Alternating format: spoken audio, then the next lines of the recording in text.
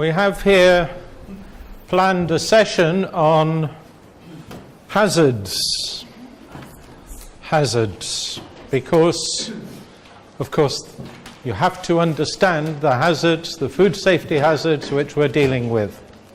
Now, we have here one of the manuals is a guide on hazards in Caribbean fishery products, and we have a selective, it's not all hazards, of course, we don't have enough time to go into depth on all hazards. We have in this document a selection of key hazards which we need to be concerned about within this region. And for each hazard we describe the hazard, we describe a little bit about its frequency, about why it is a food safety hazard, what are its characteristics, what are the conditions under which it is present, and how it can be controlled from the point of view of a HACCP system or a control system. So we classify hazards according to their nature: chemical, biological or physical hazards. I think the names are fairly self-explanatory. Chemical hazards are those elements or compounds that can cause illness or injury due to which can be immediate, acute impacts, or it can be chronic over a long term. Biological hazards include living organisms, bacteria, viruses or parasites. You can give some examples: salmonella, hepatitis, trematodes, and their metabolic products, because it isn't necessarily the organism which causes the problem, it can be things which they put onto the food as a result of their multiplication. So Clostridium botulinum toxin is an example there. And then we can have physical hazards, foreign objects in food that can cause harm because they can either damage internal organs or they can break teeth, or they can choke, obstruct the airway, or so on. But the important thing to note here is that many conditions you might find them to be undesirable in food, but they're not specifically hazards as such. So insects themselves do not constitute necessarily a hazard. It could be if they've put food poisoning bacteria onto the food, then they're undesirable, but the hazard remains the food poisoning bacteria. Spoilage is not a hazard necessarily. It's unacceptable, it's undesirable. It may be indicative that there could be other hazards present on the food, but it is not necessarily a hazard per se. So we have to be very precise about what we're talking about. I just wanted to illustrate also the need for precision in these issues, the need for science. And there's a little story here about a chemical called dihydrogen monoxide, which is a byproduct of hydrocarbon combustion. And I just want to say a few words about this because it illustrates perfectly well why we need science when it comes to assessing the impact of hazards. So this is a compound which is used quite widely as an industrial solvent. It's used in chemical weapons. It's used as a spray-on fire suppressant and fire retardant. It's used to maintain chemical balance in swimming pools. It's used in a wide range of different applications. And it has many uses in the food industry, actually.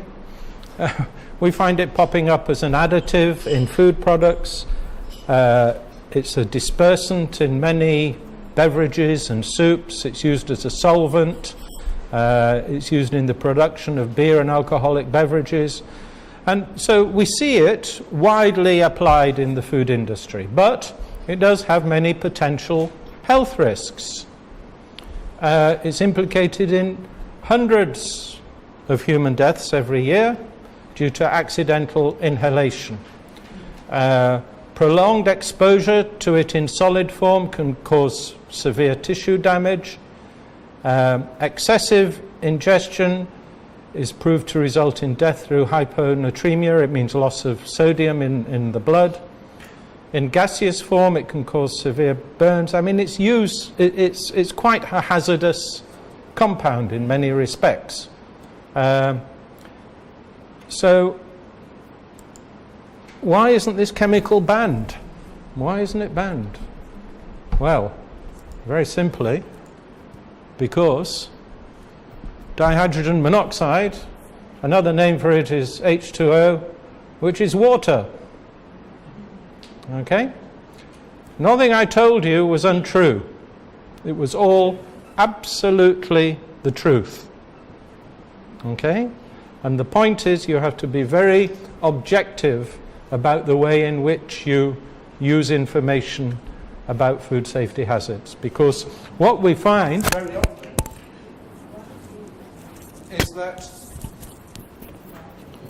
information about food and food safety and hazards is presented in a way which might be sensationalized, which might be used for some political purpose. You hear a lot of things, if you're on Facebook, about don't eat this food, it's full of these chemicals. You know, don't be careful of this because it's got pesticides in. The only way you can make objective scientific decisions about food safety hazards is by going to the science and looking at the way in which a cause, which is your hazard, is linked to an effect, which is the effect of that hazard on health. So we just want to be very clear about that basis for the things we're going to be talking about. Yeah, please. It may not be directly related to safety in terms of medicine. How do you approach it in the case of somebody has certain allergies? Yeah. Of course, labeling can have food safety implications. And labeling is one of those activities where, you remember we talked about the difference between SPS and TBT. It's one of the ones that some parts of labeling go to TBT issues, some parts go to food safety. So if we're talking about labeling where it has a food safety implication for the consumer, in the case of, for example, the presence of an allergen, then yes, it would be a food safety issue. But generally, you know, if this is labeled a cod and it's a salmon, it doesn't have a food safety implication. Okay. Okay, so looking at risks of food safety associated with food safety hazards, one of the very interesting pieces of data which we often refer to is the burden of disease. It's a World Health Organization periodic study where we can get data based on epidemiological findings, but also the WHO has a model which they use,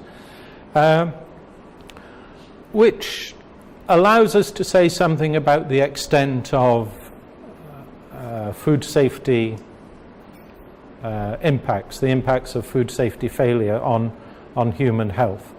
And this is a regional study. It divides the world into regions. So in the Americas, which includes the Caribbean region as well as North and South America, we have some data here about food safety. And every year, foodborne diseases account for something like 77 million illnesses and over 9,000 deaths in the whole of the Americas. And that includes some 31 million cases which involve children, of which something over 2,000 die every year. And this is in the Americas as a whole. But what's very interesting is we can see here that 95% of the foodborne illnesses are related to diarrheal diseases. In other words, mostly biological hazards, bacterial and viral hazards. And in fact, the most important key causes which they've identified are one virus, noroviruses, and then three bacteria, Campylobacter, which is almost exclusively linked to poultry, E. coli, which is a wide range of products can be implicated, and Salmonella. And then on this slide, this is from the same data source, WHO, where we can see for all of the regions in the world what is the extent of foodborne diseases.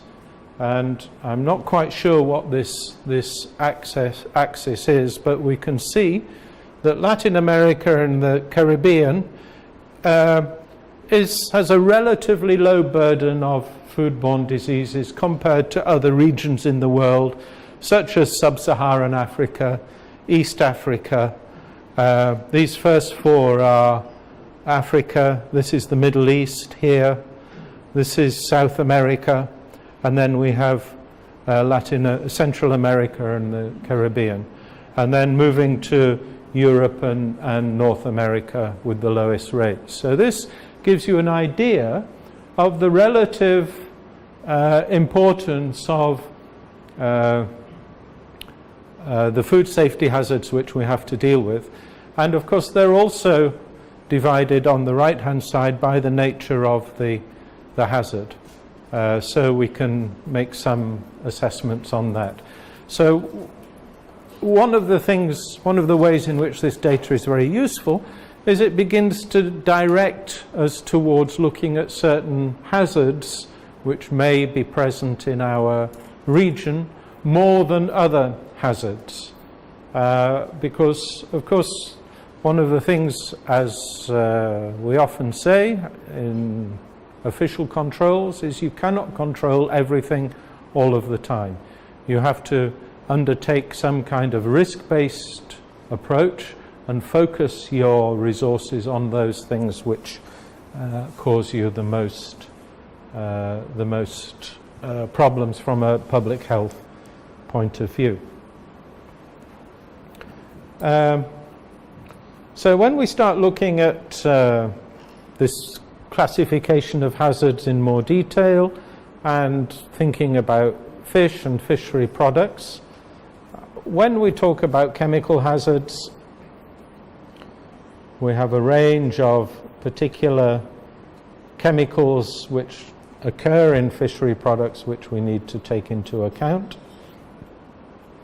Seafood toxins include things like the shellfish toxins. These are mostly of algal origin, microalgae origin, and certainly when we're talking about filter feeding shellfish, these are some of the most hazardous products which we have to deal with as competent authorities responsible for fishery products. Because filter feeding bivalve mollusks will of course obtain their food from the seawater, and any particulate matter which is in that seawater will be filtered out by them. And there are many species of plankton, which can contain a whole range of toxins which have a variety of neurological effects on the human body. So we have shellfish toxins. We also have ciguatera, which again is of algal origin. We have histamine, or otherwise known as toxin, which is produced by bacterial action on a free amino acid in certain species of fish. We will talk about all of these in a bit more detail. And then some fish are naturally toxic, such as puffer fish, which contain a tetrodotoxin. Allergens we've mentioned. Some people have a severe reaction to allergens. It's also worth mentioning aflatoxins and ochratoxins, which are of fungal origin, and as we eat more farmed fish, then fungal deterioration of ingredients which may end up in a fish feed, such as soya, such as groundnut meal, such as maize. If these are deteriorated with fungal growth, then this can end up in animal feeds and have resulting effects on consumers. So a wide range of chemical toxins there. We have some which are of non-biological origin, in other words, related to various aspects of the environment in which food is produced. So as a direct result of the processing, so we've mentioned PAHs. This is where we actually intentionally put in a material to the food which we know is toxic, which is a food safety hazard. I often wonder what would happen if somebody invented fish smoking today, whether it would be permitted or whether it would be banned. And I suspect that it would probably be banned. Because I mean, it just directly puts in carcinogens to the product. Unauthorized additives, melamine we mentioned earlier in dairy products. Formalin we see popping up quite frequently in fishery products these days as an illegal additive. It's amazingly effective as a preservative, and unscrupulous fishery operators will dip the fish in formalin and then send it to the market. Made in China? I've come across it in all sorts of countries, not just in Asia.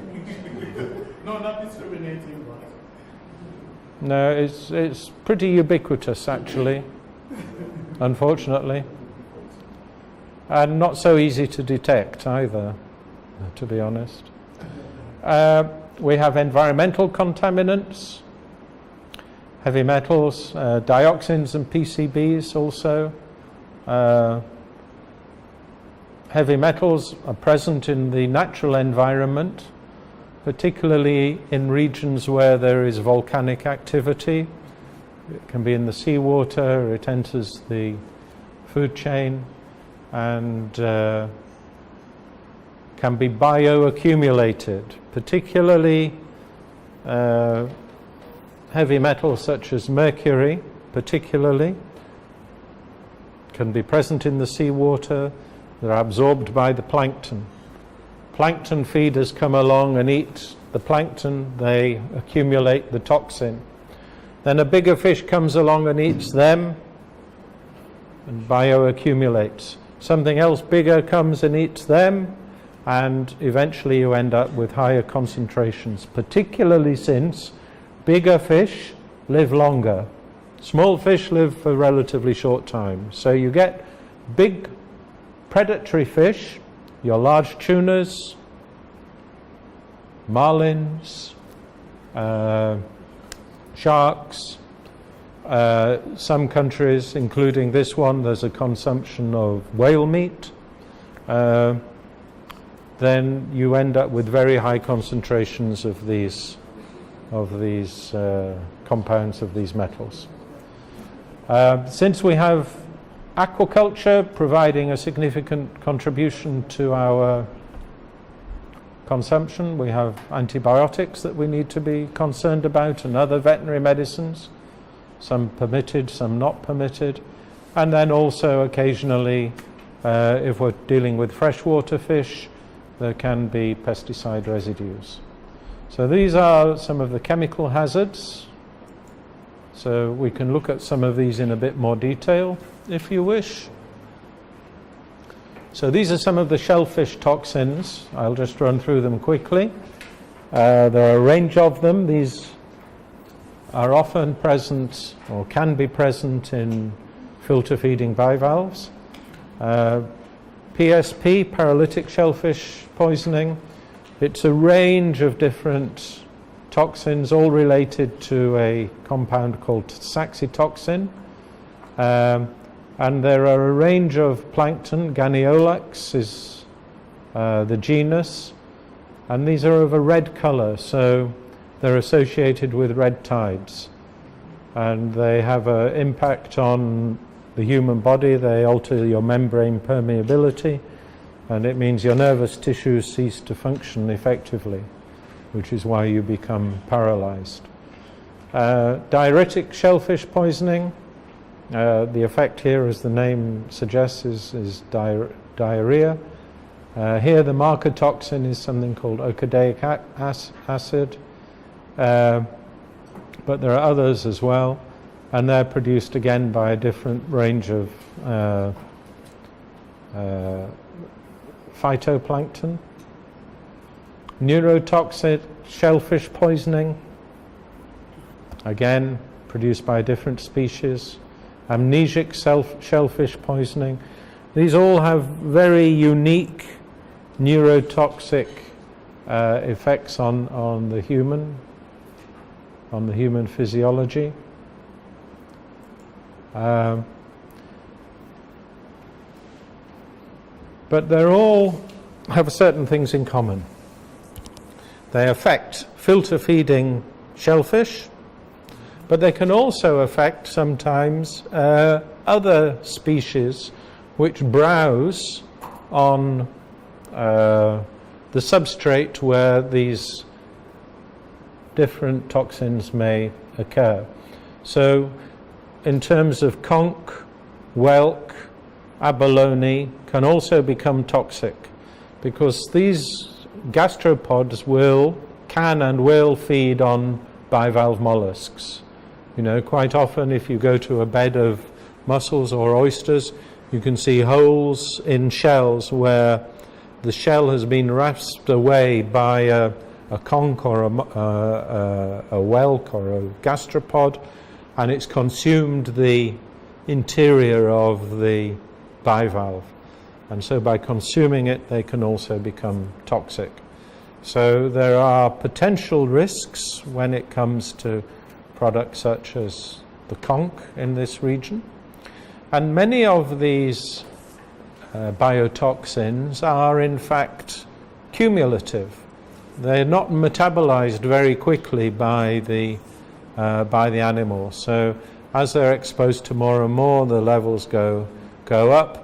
And whilst you might purify your bivalve mollusk if it has bacterial contamination by taking it and putting it in clean water and allowing it to purify itself, that process does not affect the levels of these biotoxins.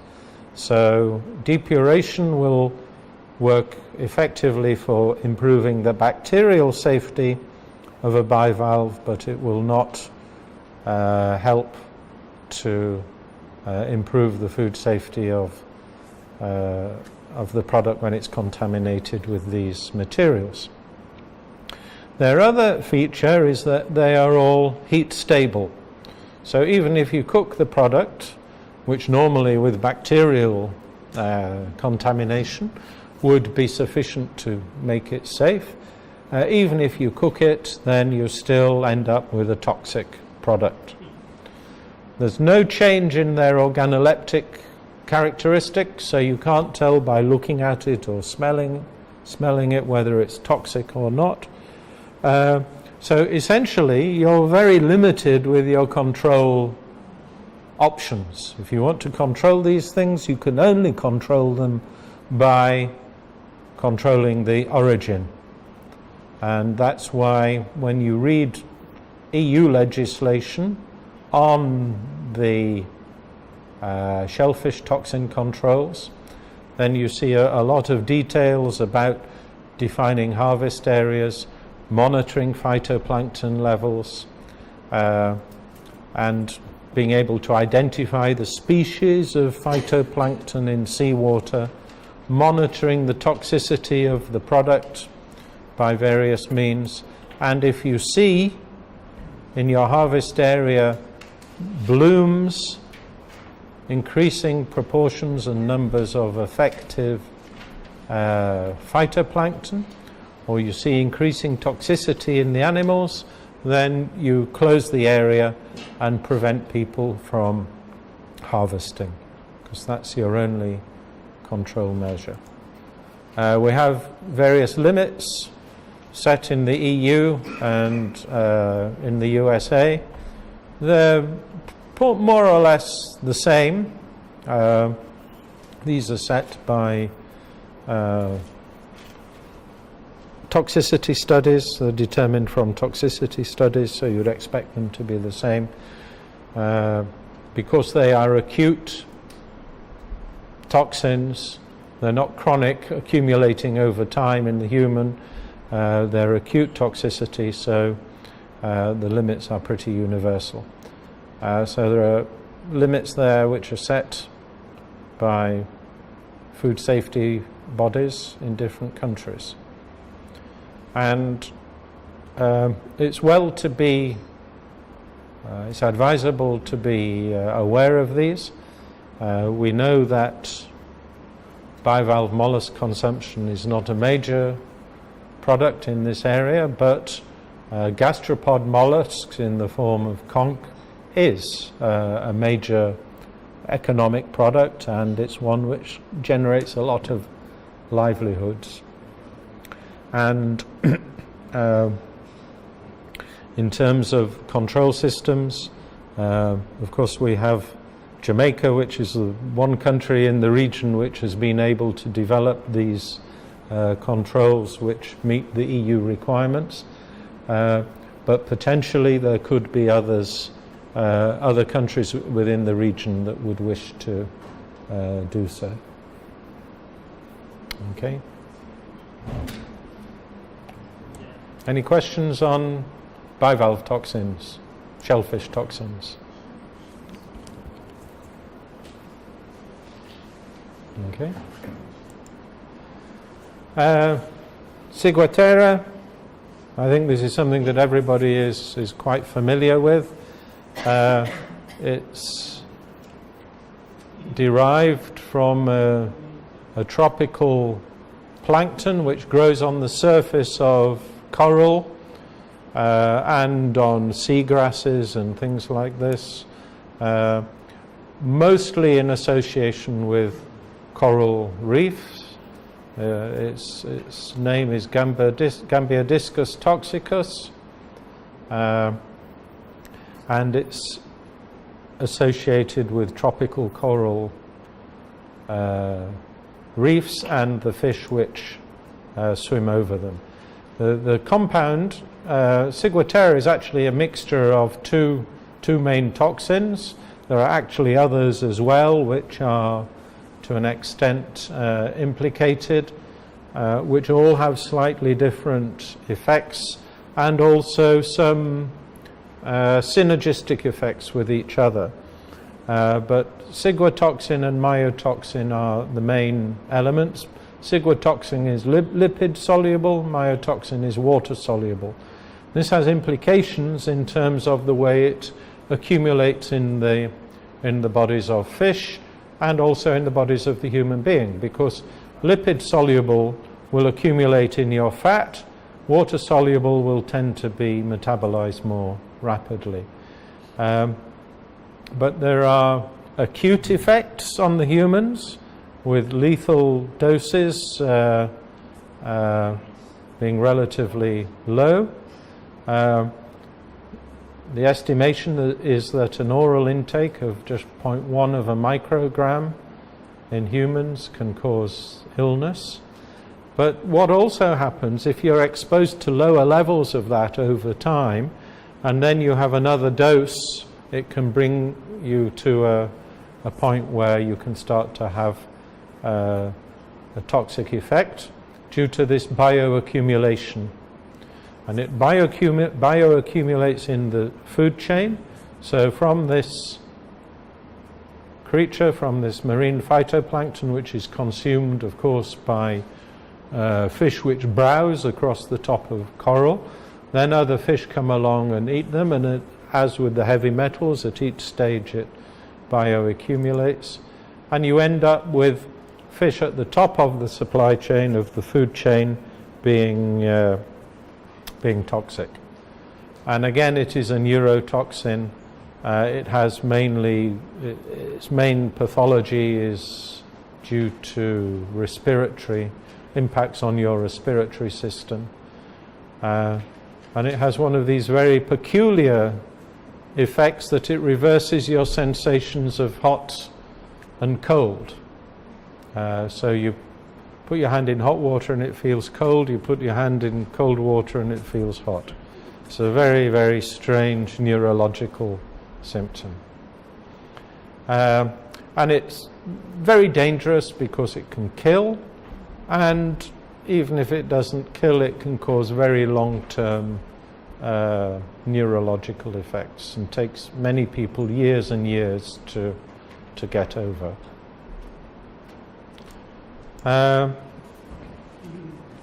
So, predatory species of fish are the ones which are mostly implicated, especially those which you find swimming over tropical reefs. So, barracudas, moray eels, parrotfishes, groupers, triggerfish, amberjacks.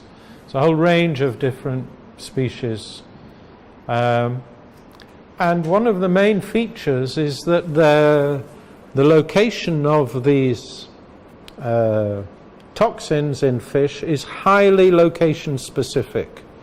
So you can get one side of an island which might have a ciguatera problem and another side which doesn't.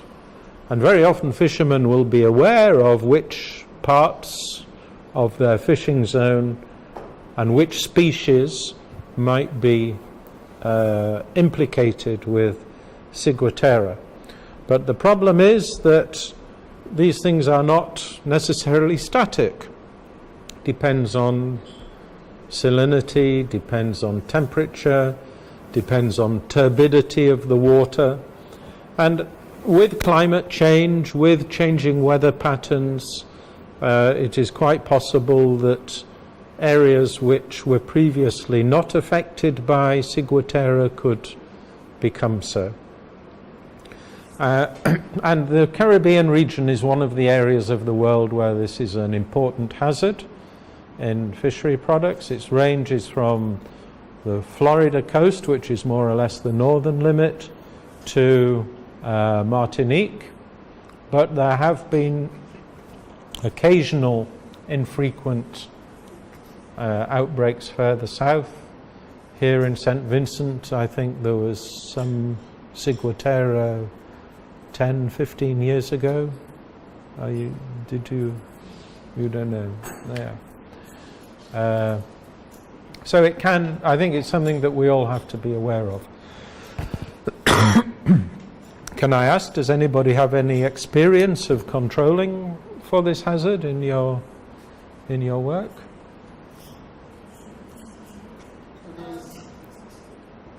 Please, yes. Before we did a monitoring of the ciguatera, but that was with the safe test kit. Mm-hmm. To see where to untitled yes. Yeah. But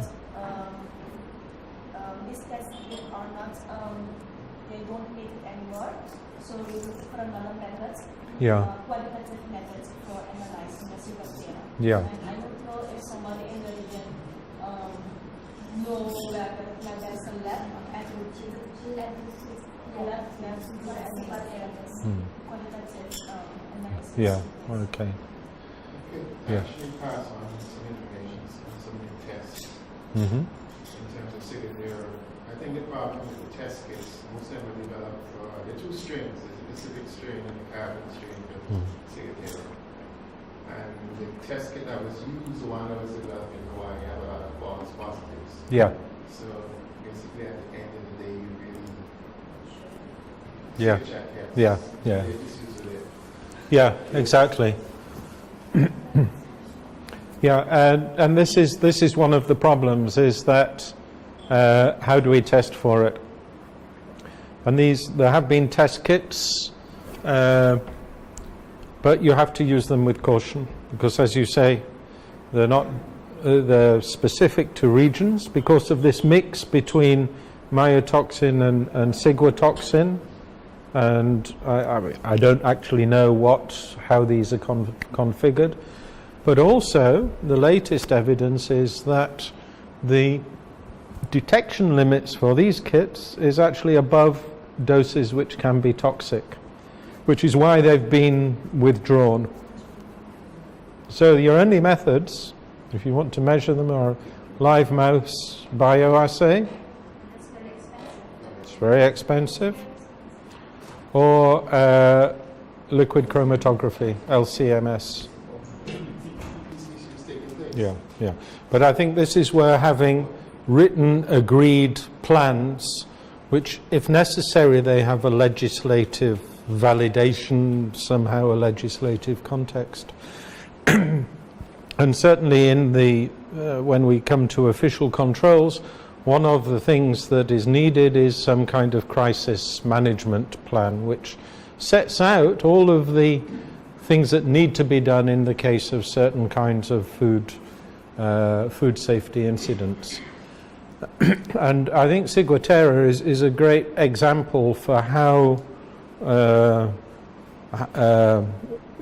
to design these kind of systems, because it's a hazard which is not exclusively specific to this region, but it is one where it is certainly a matter of extreme regional concern that, from what I see, it's not under control. You know, we rely on fishermen and local knowledge to deliver fish which is not affected by this hazard. And yeah, the fishermen do know more or less, but if things start to move because of climate change, because of changes in the weather, then we're going to be in trouble, and we're going to see more incidents which might impact significantly, not just on our domestic, but also on tourist trade and things like that. So it's an important area, and ultimately you need to have in your legislation a way of prohibiting fishing in affected zones to stop people from harvesting species which are implicated. Traceability as well. Traceability, yeah. Catches are harvested. Yeah. You need to be able to follow up on any reported incident of, if any fish consumption is linked to a neurological set of symptoms, you need to be able to follow up immediately and work out where that fish was caught, identify the species and the catch area. And then you can start maybe to do some of the sampling and testing which you need to do to define the limits of the problem. Okay. Histamine is also of relevance to this region, given the importance of certain species of fish in the mackerel and tuna family, and the carangids, the jack family, all of which are implicated in histamine toxicity due to the presence of a free amino acid known as histidine in these species. And histamine is arises as a consequence of the action of bacterial enzymes decarboxylizing the histidine to produce histamine. There are several genera of bacteria which are implicated in this production of this enzyme, and these are not pathogenic bacteria. They're naturally present bacteria which are present on the skin and the gills of fish, and when fish is harvested they start to multiply, and as part of their metabolic processes they produce this enzyme histidine decarboxylase, which then can act on the histidine to produce histamine. And the interesting thing about this process, which gives rise to the hazard, is that it is an enzymic process. And once you have the enzyme produced on the fish, irrespective of what happens to the bacteria, that enzyme will keep working. It's not consumed. Once it's worked on a molecule of histidine to produce histamine, its job is done and it moves on to the next molecule of histidine. So it's an enzymic process, and as an enzyme it is a protein, so that will continue to operate until that protein is denatured. So if you do something like heat the fish, you cook the fish, it will do two things. It will kill the bacteria, so those bacteria don't produce any more enzyme, but it will also denature the enzyme which has been put on the fish and stop it from working. If you freeze the fish or reduce its temperature below, as we will see, 4.4 degrees, because that's the temperature limit at which these bacteria can multiply. If you reduce the temperature below that and freeze the fish, you will also stop the bacteria from multiplying and producing more of the enzyme. But you will not stop the enzyme from functioning as an enzyme. It will then continue to work on its substrate and produce histamine from histidine. So the enzymic activity is not stopped by chilling or by freezing even.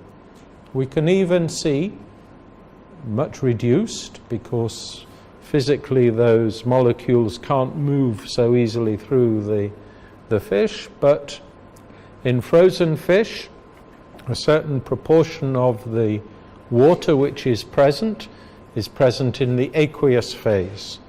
It's not just as ice crystals, there is also liquid water in frozen fish, and within that water the enzyme can operate on the substrate. So even in frozen fish, which has been subject to a degree of spoilage by these bacteria and subsequently frozen, in frozen storage you can see an increase in histamine levels.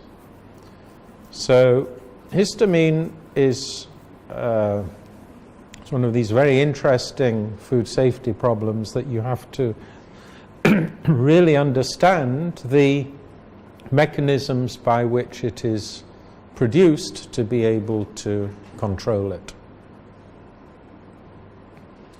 These are some of the species which are implicated. Coryphena, mahi-mahi, a dolphin fish, wahoo, tunas, and I think they are, yeah, they're also bonitos maybe, or mackerels there. Yeah. Bluefish, yeah. Any fish which you can generally call a bluefish. Jacks also, sardines, small pelagics are often also implicated. I'm not sure what is.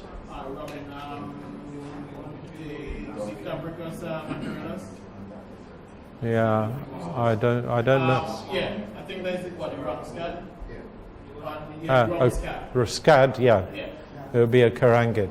But, I mean, basically you have to be aware as a fish inspector which are the species in your area which are implicated in producing histamines.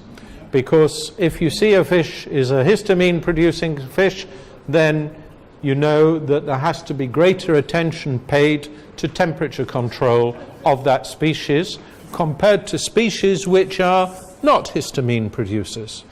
And that's, that's one of the things we have to be aware of.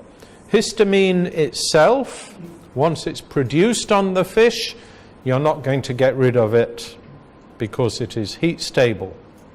So even if you can the fish, you find that there may be a level of histamine. It won't affect the level of histamine which is there. From a clinical point of view, it causes an allergic reaction. It's not so serious in that, as far as we know, it hasn't directly caused any deaths, but it is, in people who are affected by it, extremely unpleasant. There can be gastrointestinal effects, there can be headaches, rashes, palpitations, and so on. And there's some evidence that it's potentiated, in other words, its effect is multiplied by the presence of other amines, which are also indicative of spoilage of fish. And it has a very rapid onset within minutes or hours of consumption. Control method is by rapid chilling after harvest. In other words, fish of those species which may be affected should be chilled to less than 4.4 degrees as quickly as possible. When you read the guidelines, they suggest within 12 hours of death. But it is, to a certain extent, determined by the water conditions, because there is some evidence, I think it's fairly clear, that it's especially high temperature spoilage which encourages the growth of these particular species of bacteria which can produce this enzyme. So where water temperatures are much higher, then we have to be a little bit more quick. We have to be quicker in terms of getting the fish into ice. So there we say where the temperatures are higher than 28, then we should try to get that product into chill situation within 6 hours. I just want to also mention a few other things. We're running a little bit over time. But be aware that some fish are naturally toxic. Puffer fish, for example, some of these oil fishes can also have nasty effects. So there are certain species which you may not want to see on the market. And heavy metals also are an issue. We have methyl mercury, which, as I've mentioned, bioaccumulates. Sources can be man-made sources, as well as from the atmosphere, and as well as from oceanic volcanoes and things like this, subaquatic vents, for example, can also generate mercury. So we all have limits there for mercury depending on the species. Cadmium is another hazard we're very interested in. Again, it can bioaccumulate. We see very high levels in crustacea and cephalopod mollusks, particularly cuttlefish, and also in certain large pelagic fish such as swordfish, for example, and sharks. It's another of the chemical hazards. Lead is another one, which is mostly from human sources, is not substantially bioaccumulative, and therefore we find higher levels of lead in fish which are closer to point sources of pollution. So coastal areas where there is some industrial activity, it might be a matter of concern. Again, it's very difficult to control. You can't process these things out. You can't reduce the heavy metal content. So your main control is to monitor the levels in fishery products and to make sure that when you take samples, you actually catch data about the species, the location, the size, and the sex of the fish, because this will allow you to apply control measures. We've had experiences in the Indian Ocean where getting swordfish into the European Union has often been a problem because of higher levels of cadmium and mercury, and they've had lots of rapid alerts and things like that. And the control method has been to understand the pattern of occurrence of the hazard in the fish. In certain regions, certain seasons, certain sizes of fish are implicated with higher levels of heavy metal content. So what they say is, okay, those, as I was saying earlier, let's send them to non-EU export markets, and these ones which are smaller fish, which are caught in certain areas, we can use for our EU market. So it's a question of understanding the pattern of the hazard in the product. Also in chemical hazards, carcinogens, well, we've just done a case study on that, and it's something that if we do have within our control system fish smoking activity, it's something we need to be aware of, this particular hazard. So that's all I want to say about chemical hazards in fishery products. Tomorrow we'll continue with a little bit to begin with on physical and biological hazards, and then move on to other aspects. So as far as today is concerned, that's it. Thank you very much for your attention. Have a very pleasant evening, and I shall see you tomorrow. Thank you very much. Yesterday, when we finished, we'd spoken already about chemical hazards, and I want to continue just reviewing this manual, which is a guideline to some of the typical hazards found in fishery products in this region. And just to mention physical hazards, which is the next classification. Typically these are hard or sharp objects which we can find in our food products sometimes, and they can cause injuries, breaking teeth, lacerations of soft tissues, the esophagus or the mouth. And don't forget, there can also be a choking hazard. They're often materials such as glass, metal, plastic, stones, hard things or sharp things. I don't want to say too much about them, but we have to be careful in terms of the raw material coming in to the process. Take care for ensuring maintenance of all of our equipment in case pieces can break off, and make sure that procedures and practices follow the rules.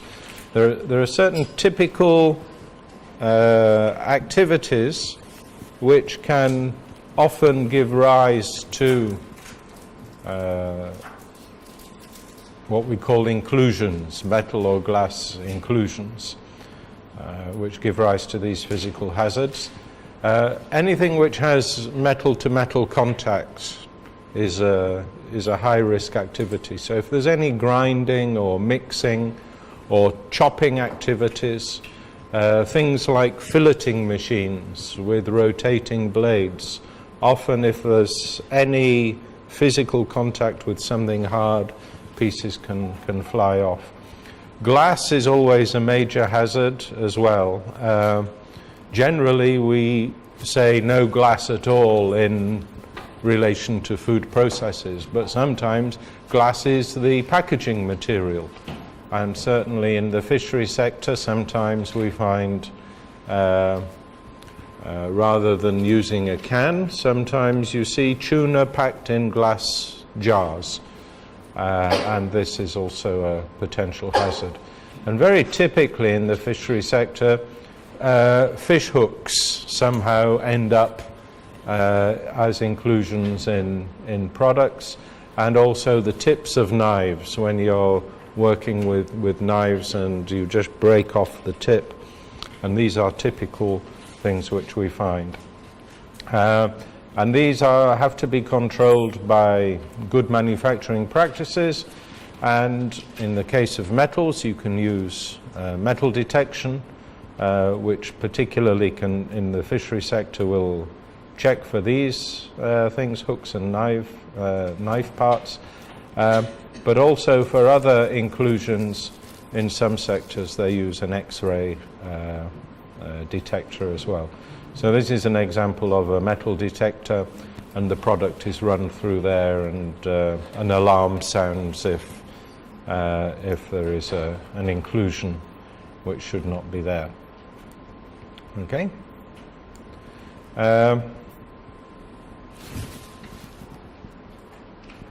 Yeah, biological hazards.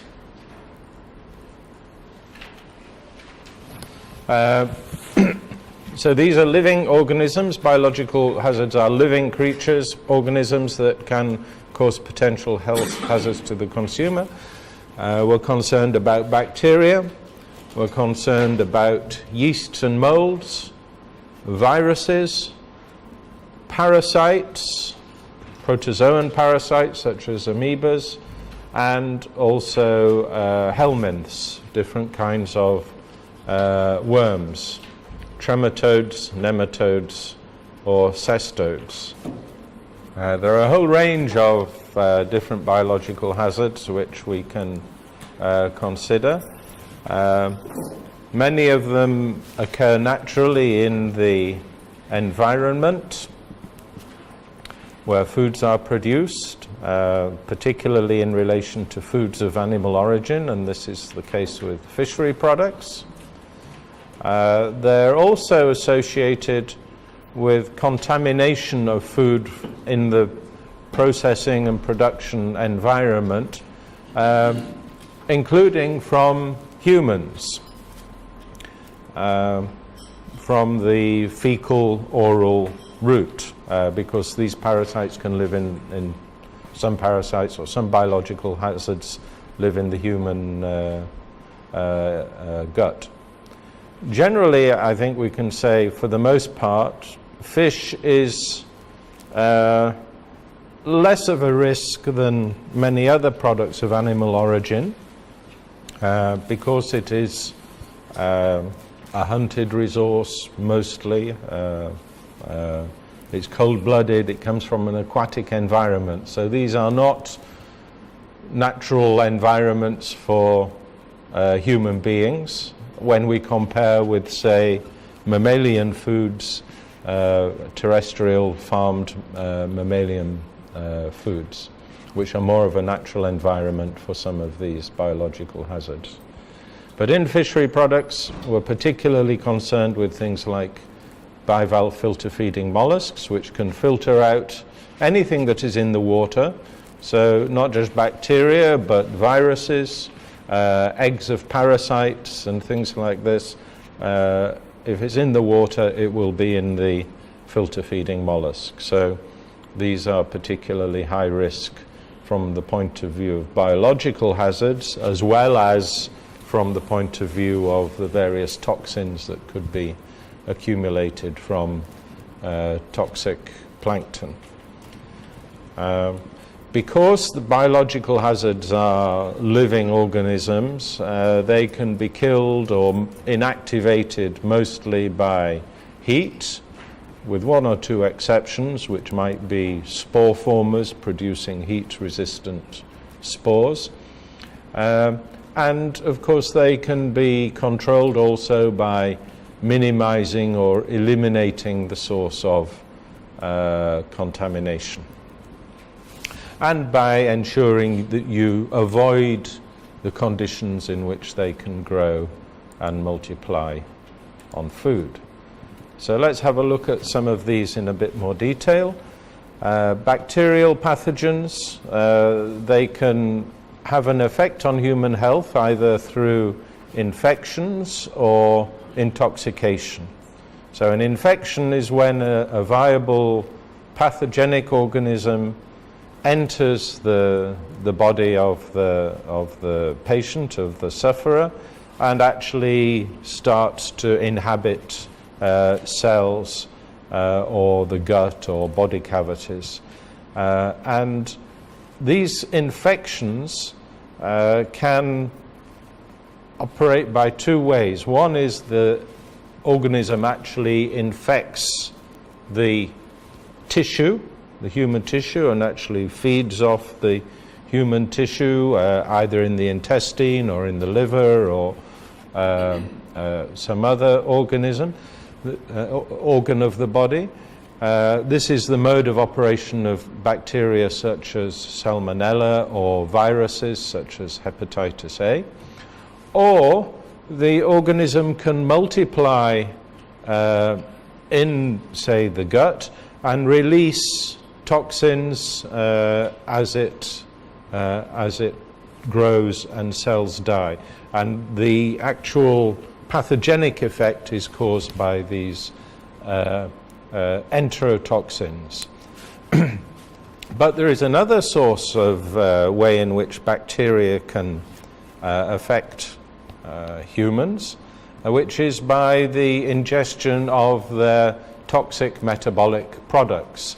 So in these cases, it isn't necessary for the bacteria to actually infect the human body. It's enough that the bacteria multiply and reproduce on the food and release their toxins onto the food, which then we eat and become ill as a consequence. So this is the mode of operation, for example, of this very famous bacteria, Clostridium botulinum, which is a very hazardous bacteria which we encounter in cases when, for example, because it is an obligate anaerobe, it will grow in situations where there is no oxygen. So this risk is associated with canned foods particularly, or vacuum-packed foods, or foods where there is no access to oxygen. But we also have to think about fungal intoxications as well, and mycotoxins. I think I mentioned yesterday about the risks in relation to animal feeds, including aquaculture feeds, where ingredients can be affected by the growth of this and other species of fungus, resulting in the production of toxins which enter the food chain. So in terms of the extent of these illnesses, I put this slide up previously, and in this region we see that in fact, diarrheal diseases related to bacteria and viruses are accounting for the vast majority of foodborne illnesses. And this is a feature in globally, when you look at other regions as well. The majority of illnesses caused by, well, in relation to food safety are in fact due to the presence of various biological agents. But in other regions you may find other things as well, such as maitotoxins in Africa are a major public health problem. So you don't get such a high percentage. There are other factors as well to be taken into account. And one of the things to remember is that when we get a statistical piece of data regarding a food poisoning event, that may not be absolutely representative of the extent of that problem in the population, because a very small number of cases might actually be reported to statistical services, but in fact there may be several levels of exposure and illness before that. So a lot of people might become exposed. Only a certain number will become ill. Less will seek care. Only a few of them will there be a follow-up to identify the causal agent and laboratory testing, and only some of those will be confirmed cases. So from a large exposure you might get a very small number reported in the statistics. So when we look at data like this and estimates of 77 million falling ill, we have to bear in mind that these may be underreporting. Although this survey by the WHO does include factors. This is a modelling exercise which they undertake, which includes factors for underreporting. But when you're looking at your own epidemiological data, please bear in mind that in most countries there is a significant underreporting in the formal data. Okay. We have to distinguish, when we're talking about bacteria, between spoilage and pathogenic bacteria. Spoilage organisms are generally not health hazards per se. They may be if they produce or cause the production of histamine, for example, through enzymic release of enzymes onto the product. But as such, usually the bacteria which cause fish to go bad are not the same bacteria that we would be concerned with from a human health point of view.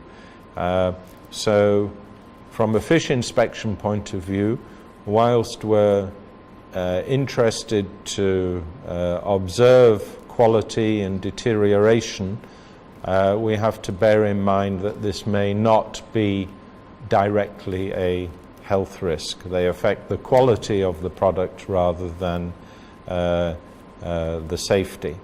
However, what we do say is that where there is sign of spoilage, then there may be also a parallel growth of a pathogenic organism. So we have to take into account that possibility. And certainly if the species of fish is a histamine, is implicated in histamine production, or if it is going to be consumed potentially in a raw state, or if there is a possibility of cross-contamination from the raw to cooked products, then we're interested to control for these spoilage organisms. So they can indicate an elevated risk of pathogenicity, but also in most legislation we have a requirement that food is fit for consumption, and if it isn't fit, it should be removed from the market. So food can become unfit by reason of spoilage whilst it is not injurious to health. So these are perhaps legal distinctions that one has to reflect in your professional activities when you're taking action against a particular situation, if there is spoilage, to make sure that you reflect the appropriate legislative requirement. Okay, so factors affecting pathogenicity of bacteria in fish. These are some of the things as inspectors we need to think about when we're undertaking inspections and you see a situation where there may be a risk of contamination. We're interested to identify situations where there could be a risk of a pathogen being present in the food, and conditions such that that pathogen could multiply, sufficient to become sufficient in quantity to either cause an infection or to produce a toxin. So the first thing you have to know is the conditions under which different bacteria and virus can reproduce on particular kinds of food, because under certain circumstances of temperature and water activity and pH and salinity and so on, bacteria may or may not grow on a particular food. And these are facts which you have to be aware of to know if you see a certain condition on a food, what are the potential bacteria which could grow on that. So the food must be capable of supporting the growth of the pathogen.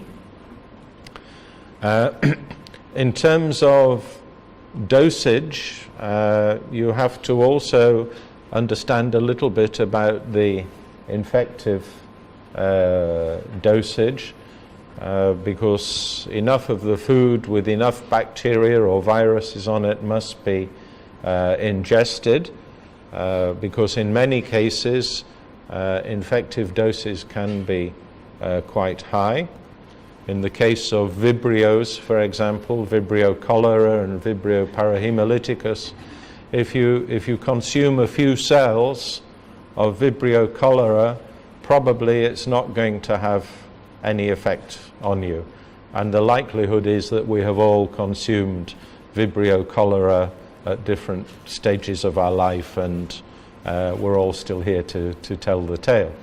But if, with some pathogens, like these very dangerous strains of E. coli, when I was a student health inspector, as far as we knew at that point, E. coli was a commensal. It lived in the human gut, but was not implicated in any food poisoning at all.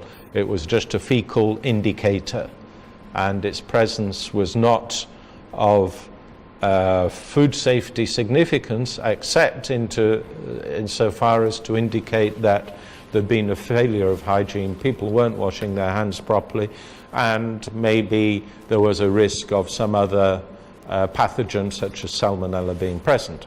However, science has moved forward, and now we know that certain strains of E. coli are extremely dangerous, extremely infective, and it can kill in the case of infants or elderly people or immunosuppressed.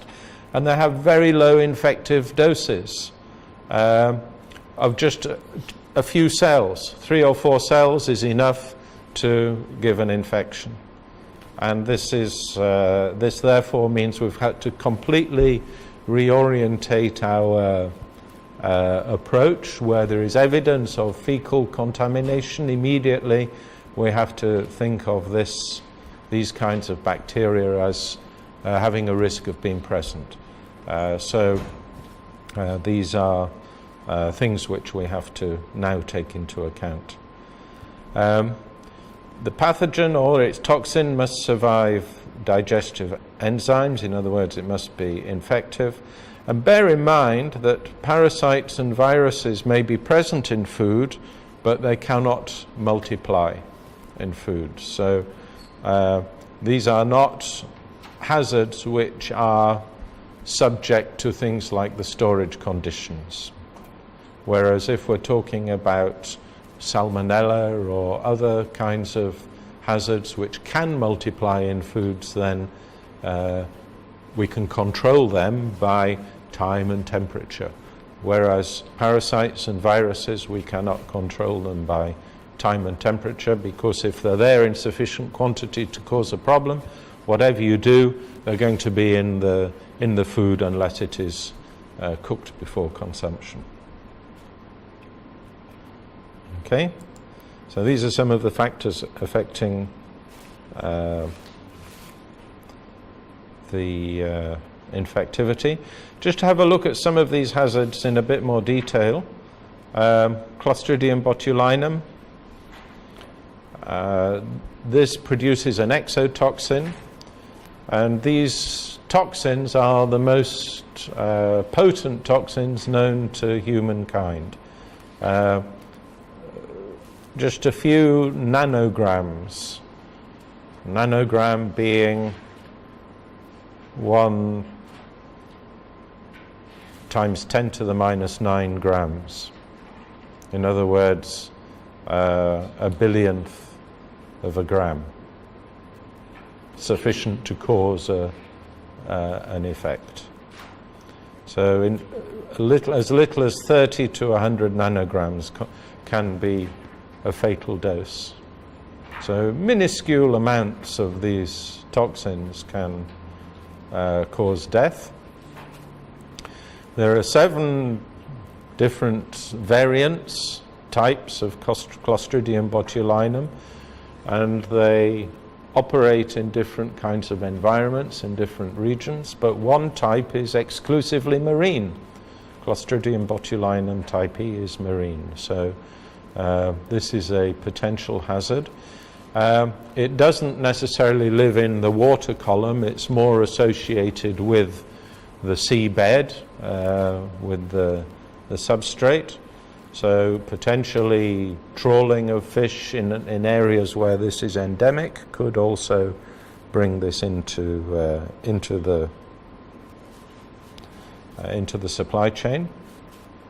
And because this bacteria is an obligate anaerobe, in other words, it cannot grow in the presence of oxygen. If oxygen is there, it will not multiply. So it is an obligate anaerobe. But that means if you create an environment for it in which there is no oxygen, then you are potentially giving it the environment to multiply.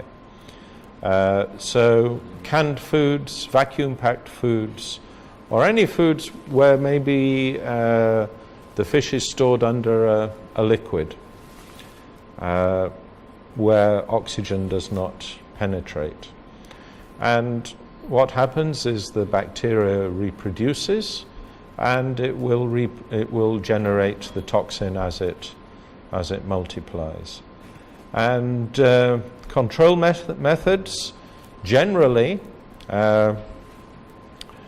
because this organism responds to heat by creating spores, and those spores are very stable and resistant to heat processing, you can't just kill this by boiling. If you raise it up to boiling, if you boil a fish, what happens to the Clostridium? If there's Clostridium on it, it will form a spore, and that spore is heat resistant. And in fact, it can resist 121 degrees for a considerable time. And in fact, the whole of the canning process, to have elevated temperatures and pressures for sufficient time, is designed around the thermal death characteristics of this bacteria. Because the unfortunate feature of this bacteria, unlike other Clostridia, which are also anaerobic, is that as it multiplies, it does not produce any gas. So if you have a can and you have other Clostridia which are working in that can, it will produce a gas, and you'll have a blown can. You may have seen sometimes a can of a product has a raised lid due to gas production. And of course, there could be Clostridium botulinum in there as well, and that's why if you see blown cans, they're extremely dangerous and you should seize them and destroy them. But it is possible for this bacteria to be present without the presence of other gas-producing Clostridia, as a result of which you can have a can of fish which has no gas production, which has been subject to reproduction of this bacteria, and the toxin is also odorless and tasteless, so you don't know if that product is potentially lethal or not. And this is the risk with these products. However, the toxin is highly sensitive to heat. It is a protein. It's a protein neurotoxin. So if you heat or cook the product as it comes, when it's taken out of the can, you can make it safe. So the main risk here is things that are ready to eat.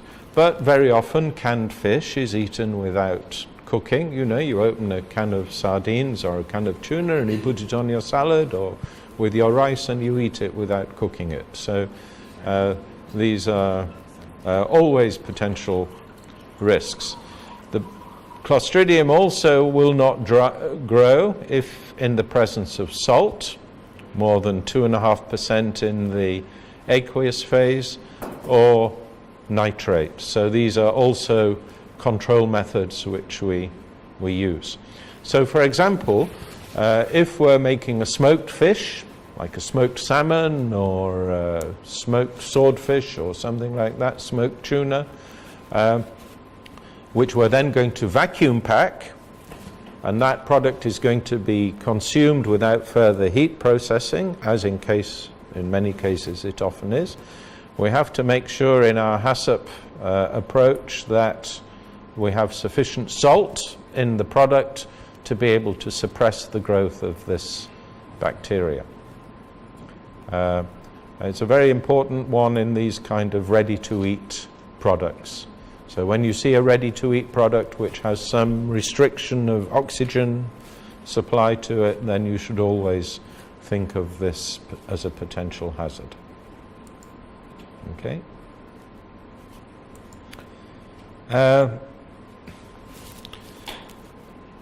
I just wanted to show this table because it shows generally what kind of circumstances give rise to different kinds of food poisoning outbreak. And what is interesting, this is where somebody actually did a study of causal factors in different food poisoning outbreaks and tried to identify which were the most common factors applicable. And what I found very interesting in this was the top four reasons were all to do with temperature control. Preparation too far in advance, storage at ambient temperature, inadequate cooling, or inadequate reheating. So time and temperature of storage are critical. And then we have other things such as contamination, undercooking, cross-contamination, and so on. So when you're doing inspections, it means that having a check on times and temperatures is a very important factor to take into account.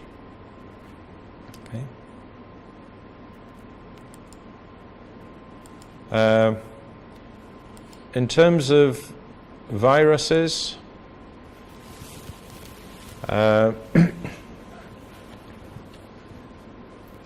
viruses are very difficult to control for, largely because their detection is not easy. It's not something that you can readily identify in a laboratory. You need to have rather sophisticated techniques for identifying viral DNA if you want to have a definitive identification of viruses. And what we tend to say is, if we cannot identify any other bacterial or chemical cause for food poisoning, then it must be virus. Some of them can be very serious. Hepatitis A and E, linked to food and water, can be extremely serious and result in deaths. Some are less serious. Norovirus and rotavirus can be transmitted by food, but also by direct contact. So that's why we say always wash your hands regularly, because they can be passed on just by direct contact. The main thing to remember about viruses is they cannot replicate in food. So where they are transmitted via food from the fecal oral route, then it indicates a breakdown of hygiene, and it means that sufficient virus has been transferred onto the food to cause an infection. So here we're concerned with live bivalve mollusks, which are eaten raw. And in fact, if you like eating raw oysters, then this is one of the risks that you take, because when you look at the monitoring conditions for raw filter feeding mollusks, you read either US or EU requirements. They all monitor for bacterial contamination, but there is no monitoring for viral contamination because of this complexity in the detection. And what we usually assume is that we use the presence of fecal bacteria as an indicator for perhaps the presence of viruses. But there's been quite a lot of research recently which has shown that even if you have bacteriologically clean filter feeding shellfish, they can still contain pathogenic viruses. Okay? So even if you have zero from all of your bacterial monitoring of seawater and things like this, and sampling and testing of your bivalve mollusks, it still doesn't guarantee that they will be free from viruses and safe. So what it means is that, unfortunately, I rather like oysters, and occasionally I will treat myself to a plate of oysters. But you have to know, if you do that, that there is a certain uncontrolled risk there that you may become ill from that consumption. So this is a very good example where you cannot eliminate the hazard. If the product is going to be marketed, there will always be a risk of a hazard. So The job of the inspector and the responsibility of the food business operator is to seek to reduce the hazard as far as possible. But you can never guarantee that in things like bivalve mollusks that you have completely eliminated these hazards. When it comes to things like ready-to-eat products, then of course you have to control for personal hygiene, because transmission via the from the human gut via hands to food through unhygienic practices when people use the toilet, not washing their hands properly, is one possible source of contamination. But of course this is something you can control for to an extent. You can monitor hand washing, you can swab people's hands, you can get indicators, and this is one way to control that hazard. Okay, let's talk a little bit about parasites, because these are sometimes very serious hazards. Parasites, of course, can be single cell or multicellular. The thing about parasites is they're usually quite specific in terms of their life cycle, in terms of requiring a phase of their life cycle in a mammalian host, but there may be other intermediate hosts, including fish, and that's why they become of public health significance.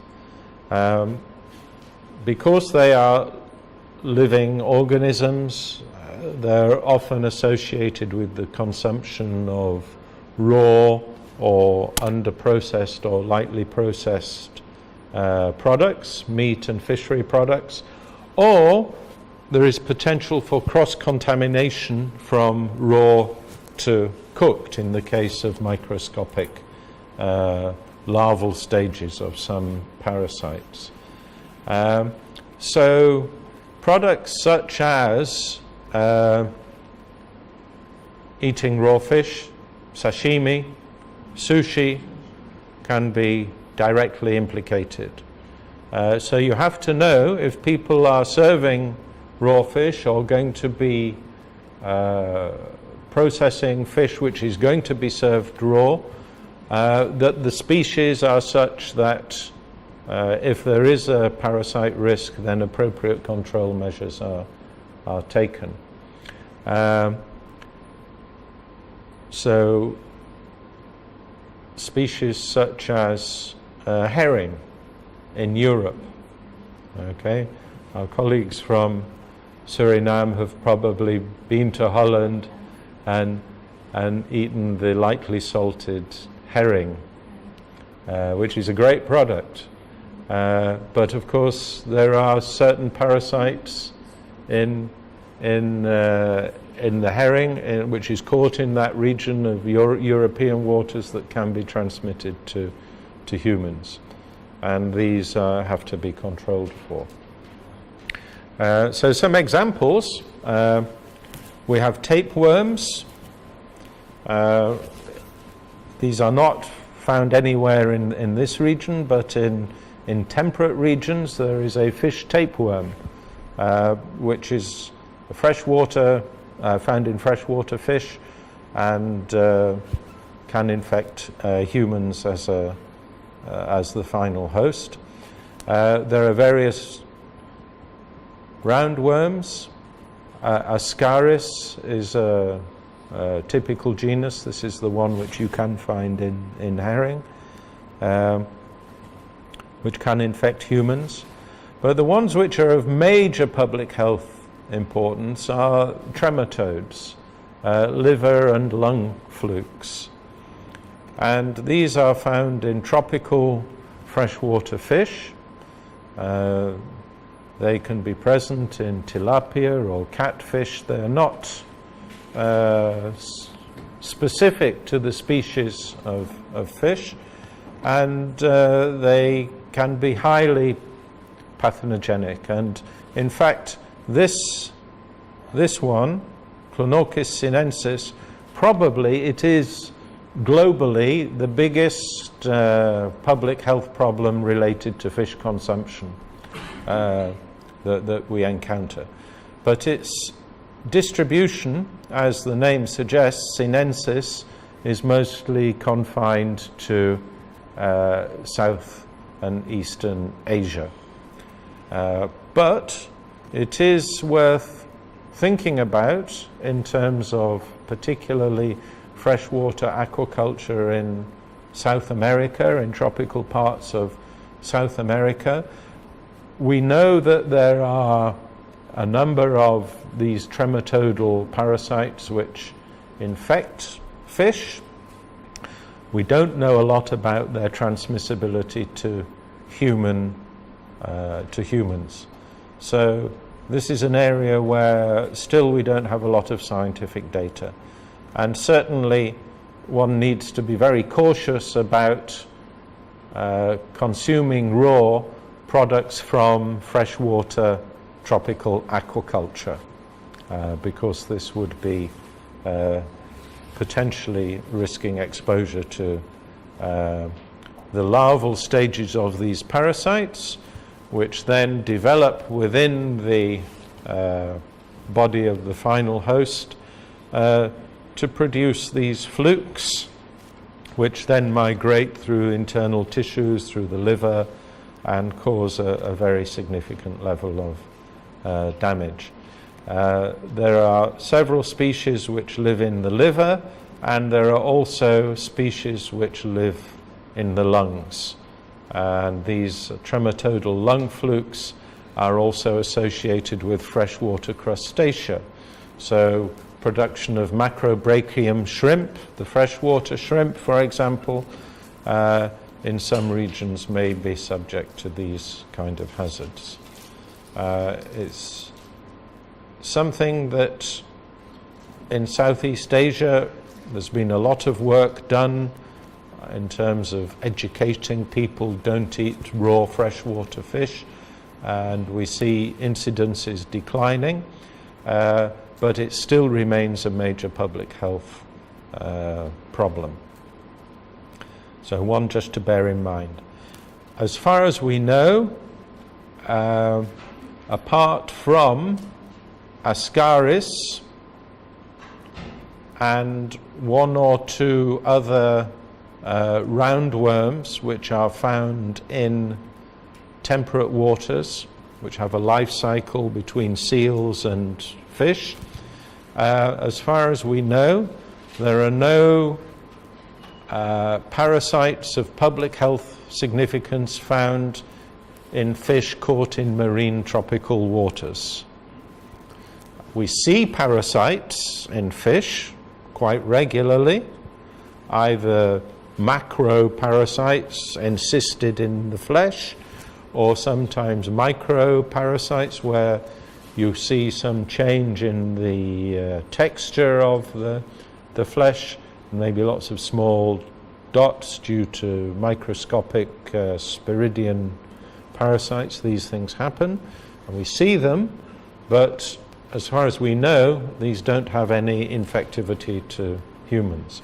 However, as inspectors, of course, you remove such products from the market because they're considered to be unfit for human consumption.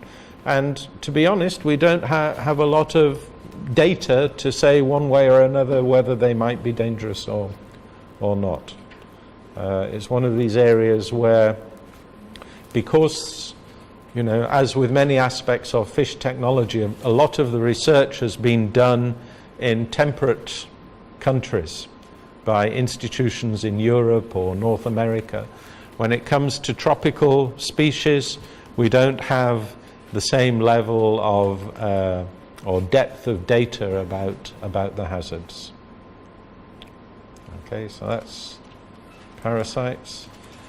Just to say a word about control of biological hazards, There are a number of control methods which we apply. Of course, we can have specifications for the microbiology of products, particularly for ready-to-eat products. When the EU reformed their food safety system in 2004, there was a lot of debate about microbiological specifications. And now when you look at the EU's microbiological specifications for fishery products, it says nothing about raw fish per se for fresh and frozen fishery products. All it says is for products which are going to be consumed directly. So we're talking about cooked fishery products or ready-to-eat fishery products, smoked fish, and so on. So the EU has removed all of its microbiological specifications for raw products and has focused on where the hazards lie, which is in relation specifically to the ready-to-eat foods.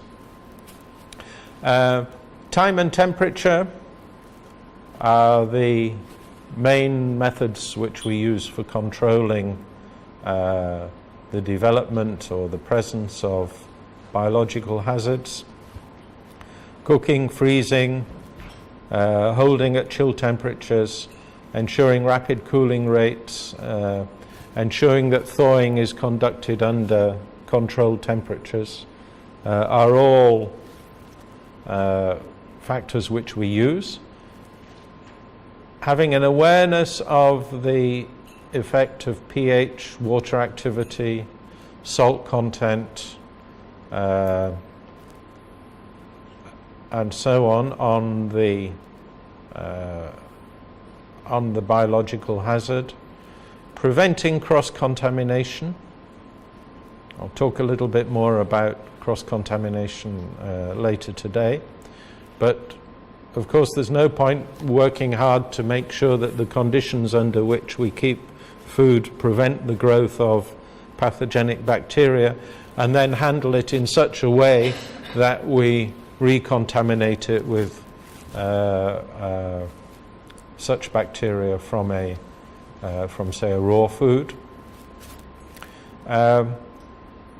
Good manufacturing practices, good hygiene practices, of course, to prevent particularly contamination from the guts and the feces of food workers onto the food. Packaging integrity as a way of preventing cross-contamination, making sure that storage and distribution after it leaves the processor, that these conditions are maintained throughout the supply chain, and particularly ensuring that consumers have appropriate directions for the use. Because we find similar surveys to the one I showed on the slide, find that many of those time and temperature abuses of foods which give rise to food poisoning are actually committed by the consumer. In other words, food is left too long outside the refrigerator, or it's left in the car whilst people go shopping from the supermarket, or it's left on the kitchen counter, or the food is reheated by the consumer several times before it's consumed. So giving consumers appropriate directions and ensuring appropriate sanitation practices in regard to equipment and the food production environment. Okay, so that's it for hazards.